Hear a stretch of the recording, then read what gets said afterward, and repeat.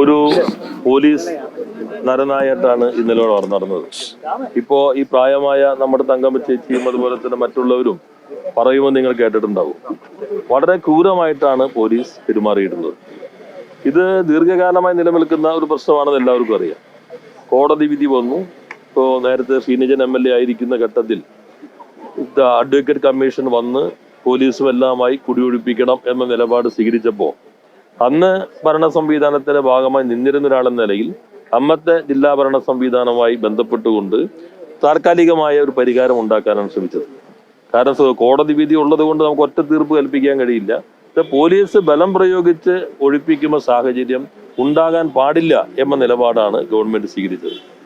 അതിന്റെ ഭാഗമായിക്കൊണ്ടാണ് ഇപ്പൊ ഇത്രയും കാലമായി ഈ വിധി 2022 വന്ന് ഇതുവരെയും ഇവിടെ തന്നെ താമസിക്കാൻ കഴിയുന്ന സാഹചര്യം, ആരെയും ഒഴിപ്പിക്കാതിരുന്നൊരു സാഹചര്യം നിലനിന്നത് അന്നത്തെ ഗവൺമെന്റ് എടുത്ത ഒരു സമീപനത്തിന്റെ ഭാഗമായിക്കൊണ്ടാണ്.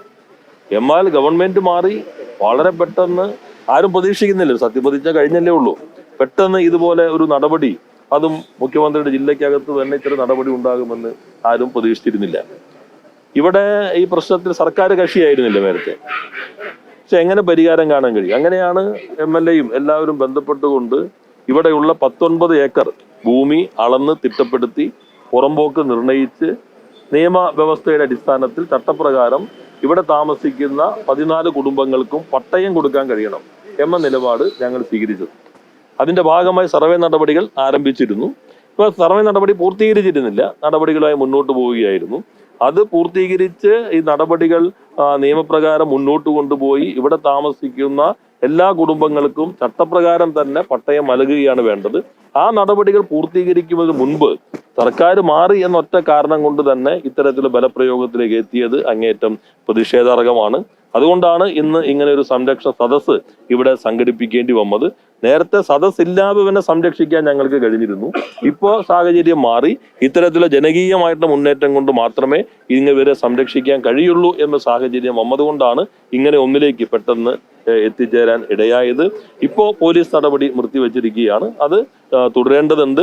അടിയന്തരമായി തന്നെ ഇക്കാര്യത്തിൽ ഇടപെട്ട് ഈ സർവേ പൂർത്തീകരിച്ച് നടപടികൾ ചട്ടപ്രകാരം പട്ടയം നൽകുന്നതിലേക്ക് എത്തുന്നത് വരെ മറ്റൊരു നടപടിയും ഉണ്ടാകില്ല എന്ന് ഉറപ്പുവരുത്താൻ ആവശ്യമായിട്ട് നടപടികൾ സംസ്ഥാന സർക്കാർ സ്വീകരിക്കണമെന്നാണ് സൂചിപ്പിക്കാനുള്ളത്.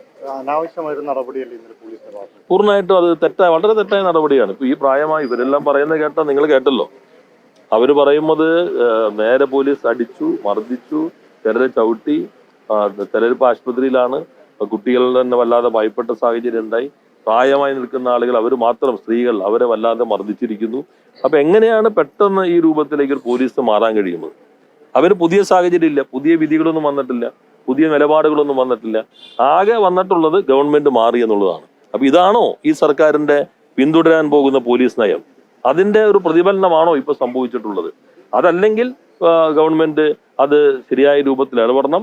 ഞങ്ങൾ ഈ ഘട്ടത്തിൽ 2-3 ദിവസമേ ഇന്ന് MLA മാർ സത്യപ്രതിജ്ഞ ചെയ്യാൻ തുടങ്ങുന്നേ ഉള്ളൂ.